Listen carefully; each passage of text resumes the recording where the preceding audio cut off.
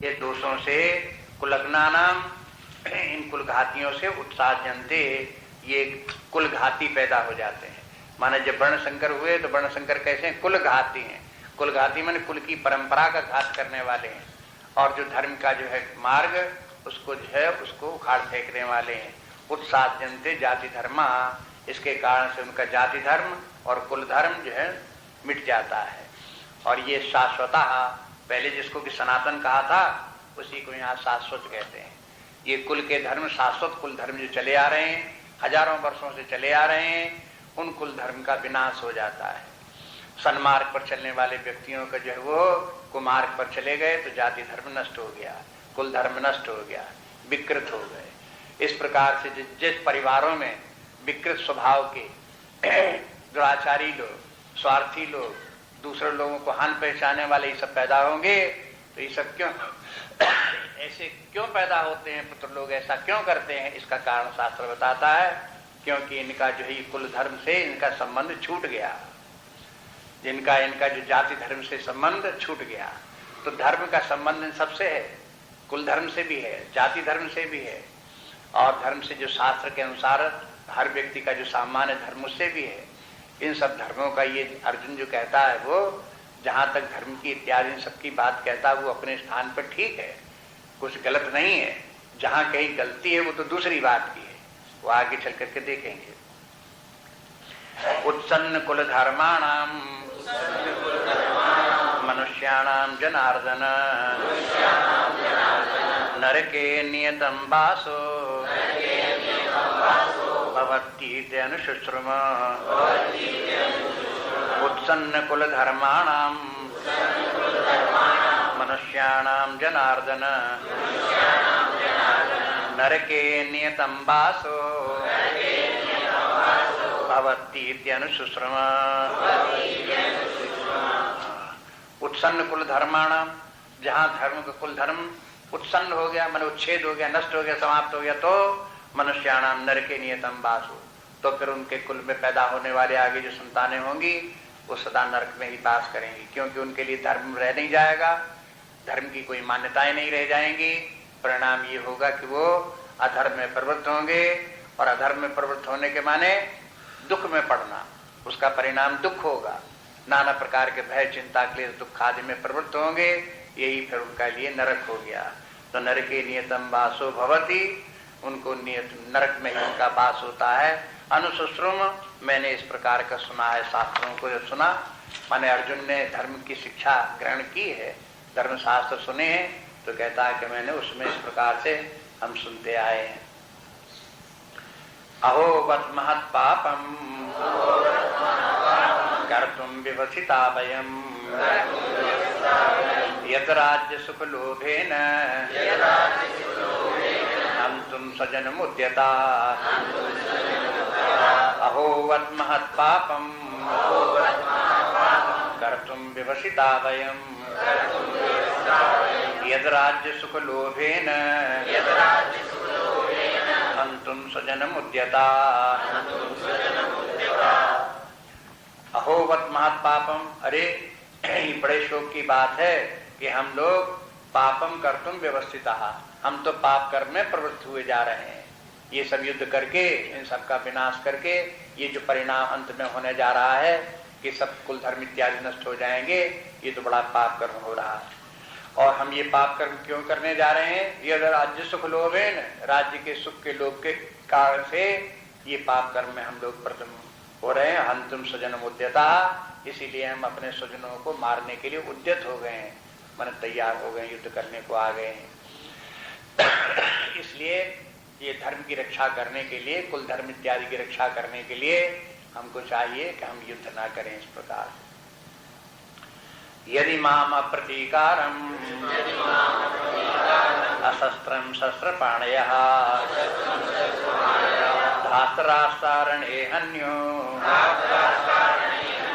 तन्मे क्षेमतरं भवेत्। यदि माम अप्रतीकारम अशस्त्रम शस्त्रपाणयः धातरास्तारणे हन्यो तन में क्षेम तरम भवे। अर्जुन यहाँ तक तैयार हो गया। यदि माम अप्रतीकारम, अगर मान लो हम युद्ध नहीं करते, माने इन सब बातों को सोच करके हमने धनुष रख दिया, युद्ध नहीं करते, तो अशस्त्रम शस्त्रपाणया, तो हमारे तो शस्त्र में छोड़ दिए, लेकिन ये तो आतताई लोग हैं और फिर भी अस्त्र चला सकते हैं, तो शस्त्रपाणया, अगर ये जो है वो हाथ में, अपने हाथों में, पाणी मन हाथ, शस्त्र पाणी मन हाथों में अस्त्र शस्त्र लिए हुए, ये धातराष्ट्रा, धृतराष्ट्र के जो पुत्र हैं, रणे हन्यु, ये रण में हमको मार देते हैं, हमारा हनन कर देते हैं।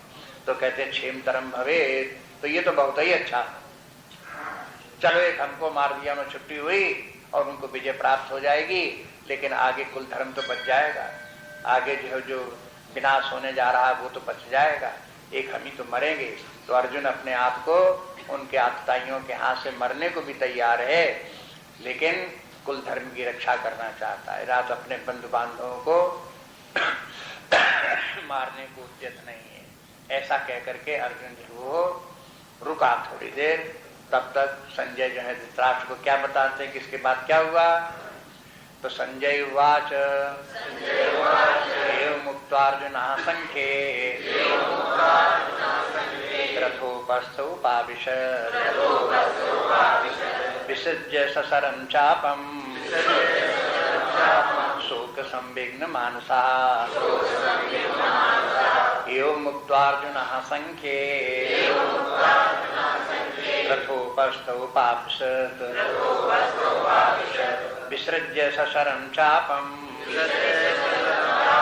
शोक संविघ्न मानसः।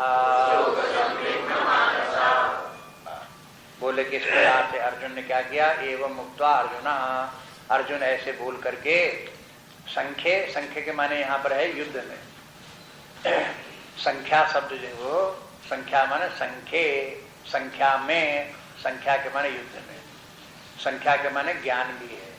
आगे का अध्याय जो है सांख्य योग है, वहाँ सांख्य योग के माने है ज्ञान योग, यहाँ संख्या के माने है युद्ध में। संख्या के माने गिनती भी है, गिनती है, ज्ञान है, युद्ध है, कई अर्थ हैं। यहाँ कहते संख्ये युद्ध में रथोपस्थोपाविशत्, रथ के पिछले भाग में अर्जुन वहां बैठ गया और विसृज्य ससरं चापम, और धनुष बाण दोनों उसने उठा के किनारे धर दिए।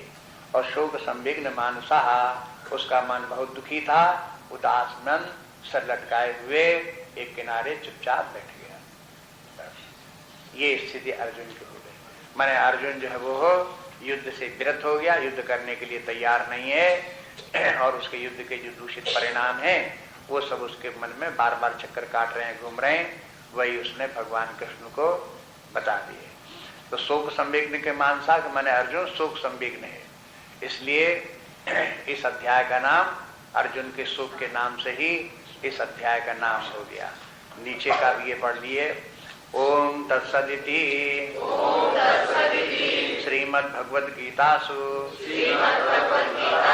उपनिषत्सु ब्रह्म विद्यायां योगशास्त्रे श्रीकृष्ण अर्जुन संवादे अर्जुन विषाद योगो नाम प्रथमो अध्यायः। अब ये बाद में जो ये दिया हुआ ये, जहाँ महाभारत से ये ग्रंथ लिया गया है, वहाँ महाभारत में ऐसा कुछ लिखा हुआ नहीं है, लेकिन विचारकों का कहना ये है कि जब ये गीता महाभारत से अलग किया गया होगा और इसका नित्य पाठ करना शुरू किया गया होगा और इसकी चर्चा समाज में होने लगी होगी, अध्ययन करने लगे होंगे, तब अलग ग्रंथ इसको बना लेने के तब उस समय जो ये अध्यायों के नाम और अंत में ये जोड़ दिया गया होगा। ये इसलिए कि गीता का ये एक प्रकार से परिचय है और अध्यायों का भी परिचय है। ओम तत्सदिति तो ये परमात्मा के नाम है, और कहते हैं श्रीमद् भगवत गीता सु, इसका नाम श्रीमद् भगवत गीता है, और उपनिषद सु, और ये भी एक उपनिषद है। चूंकि भगवत गीता समस्त उपनिषदों का सार है, इसलिए इसको भी उपनिषद के समान ही आदर सम्मान प्राप्त है, और उसी भाव से ऐसे ही पढ़ा जाता है जैसे कोई उपनिषद का अध्ययन कर रहा हो, इसलिए इसे भी उपनिषद कहते हैं। तो इस उपनिषद शब्द के ऊपर भी ध्यान रखना चाहिए कि गीता भी एक उपनिषद जैसा ही है। और ब्रह्म विद्यायाम, इसमें दो बातें हैं, एक तो इसमें ब्रह्म विद्या है और दूसरे इसमें योग शास्त्र है।